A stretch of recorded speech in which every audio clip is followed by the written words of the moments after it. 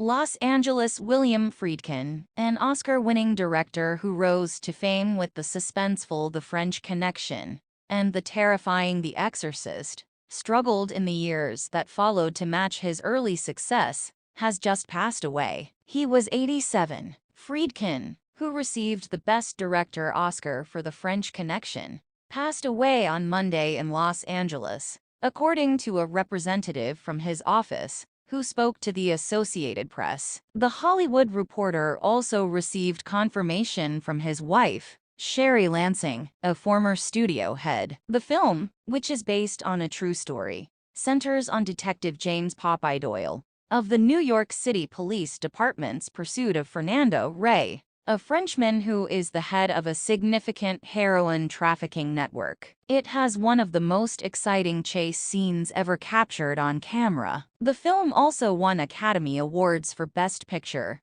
Screenplay, and Film Editing, and critics hailed Friedkin, who was only 32 at the time, as a key figure in a new generation of directors as a result. He then released The Exorcist, an even bigger hit that was based on William Peter Blatty's best-selling book about a 12-year-old girl who was possessed by the devil. The terrifying scenes of the girl being possessed and the excellent cast, which included Linda Blair as the girl, Ellen Burstyn as her mother, and Max von Sydow and Jason Miller as the priests attempting to exorcise the devil from her, all contributed to the movie's success at the box office. Many moviegoers left the theater before it ended because it was unusually frightening for the time, and some said they couldn't sleep for days afterwards. It was nominated for 10 Oscars, one each for sound and Blatty's script, and received 1 nomination for Friedkin's direction. After his second hit, Friedkin continued to make films and TV shows well into the 21st century, but he would never again achieve the same level of popularity as those early works. To Live and Die in L.A. was among the other film credits, Cruising, Rules of Engagement, and a TV adaptation of the Sidney Lumet film, 12 Angry Men, and the classic play. Aside from CSI, Crime Scene Investigation, Friedkin also directed episodes of The Twilight Zone, Rebel Highway, and other shows. August 1st, a Chicago native, he started working in local TV productions as a teenager on March 29, 1939. He started directing live performances at the age of 16. In a 2001 interview, he claimed that dramatic radio played a major role in shaping him as a young man. I distinctly recall listening to it in the dark. Nothing was explained, just sound, that's all. I first consider the sounds, and then the images. In 1962,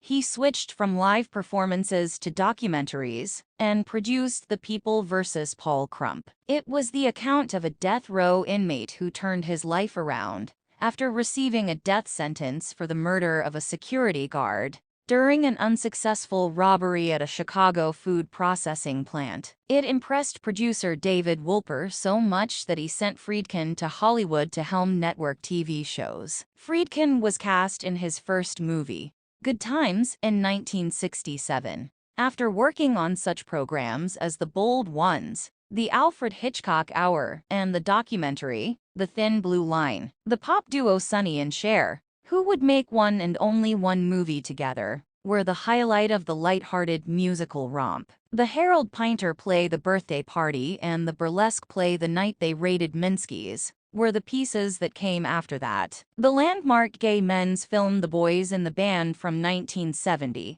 was when he first came to the attention of critics. In the 1970s and 1980s, Friedkin was briefly married to 3 women: the British actress Leslie Ann Down, with whom he had a son, the longtime Los Angeles TV news anchor Kelly Lang, and the French actress Jean Moreau. He wed Sherry Lansing, a studio executive at Paramount, in 1991. The Caine Mutiny Court-Martial, directed by Friedkin and starring Kiefer Sutherland, will have its world premiere at the Venice Film Festival the